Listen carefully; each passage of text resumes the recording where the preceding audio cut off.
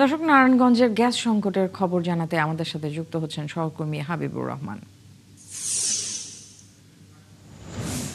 হাবিব, আপনার প্রতিবেদন আমরা দেখছিলাম যে নারায়ণগঞ্জে যে শিল্পাঞ্চল সেখানে গ্যাস সংকট হচ্ছে, এখন কি অবস্থা দেখছেন একটু জানতে চাই।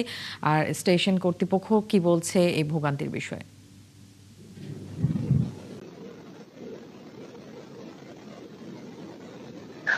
নেন্সি, আসলে চারদিকে হাহাকার।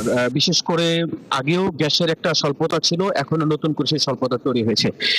এর মধ্যে আমি যে প্রতিবেদনটা একটু আগে আপনি দেখলেন, এখানে আমরা যে জিনিসটা প্রচার করেছি যে এখানে শিল্প উদ্যোক্তারা বিকল্প ভাবে এই জৈব জ্বালানি, যেটা জীবাশ্ম জ্বালানির বিকল্প কিভাবে তৈরি করা যায় সেই উদ্যোগ নিয়েই এখন তারা ভাবছে।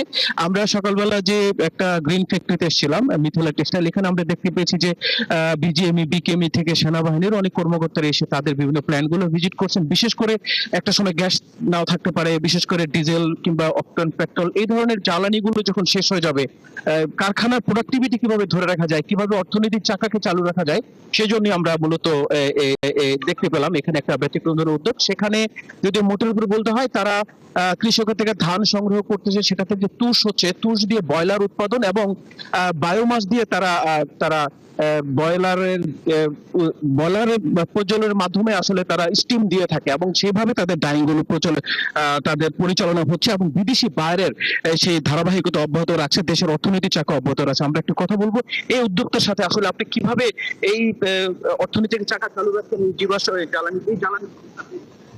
অ্যাকচুয়ালি জ্বালানি সংকট, এটা তো আমরা জানি সবাই যে এটা চাহিদার অপ্রতুল সবসময় থাকে।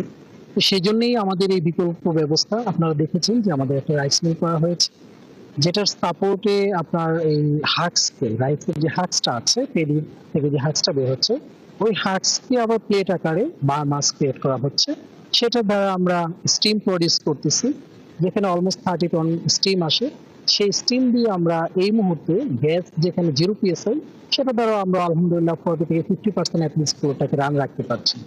তো এইটা আমাদের এই চেষ্টাটা একদম শুরু থেকেই ছিল, ফ্যাক্টরি শুরু থেকেই। কারণ গ্যাসের বিকল্প তো আসলে জ্বালানি, আমরা জানি যেহেতু চাহিদা অপ্রতুল সবসময় থাকছে, তো এটার বিকল্প ব্যবস্থা হিসেবে আমরা এই প্ল্যানিংটা করেছি। তো আলহামদুলিল্লাহ এখন আমরা এটা পরিপূর্ণ সুফল ভোগ করছি। আমরা দেখতে পাচ্ছি যদি এই এই ব্যবস্থাটা না থাকতো, আজকের দিনে হয়তো ফ্যাক্টরি শাটডাউন থাকতো। তো এমত অবস্থায় অনেক ইন্ডাস্ট্রিয়ালিস্টে। আপনি কি সরকারের কাছে কোনো প্রণোদনা দাবি করেন এই ধরনের প্রকল্প কন্টিনিউ করার জন্য? ডেফিনেটলি এটা তো প্রয়োজন। একটা ইন্ডাস্ট্রি বাঁচলে দেশ বাঁচবে, দেশের অর্থনীতি বাঁচবে। তো সেক্ষেত্রে যদি এই ধরনের উদ্যোক্তাদেরকে যদি এই ধরনের সাপোর্ট দেয়, কোনো প্রণোদনা দেওয়া থাকে, তাহলে আসলে বিকল্প ইনভেস্টমেন্ট একটা হিউজ ইনভেস্টমেন্ট করতে হয়।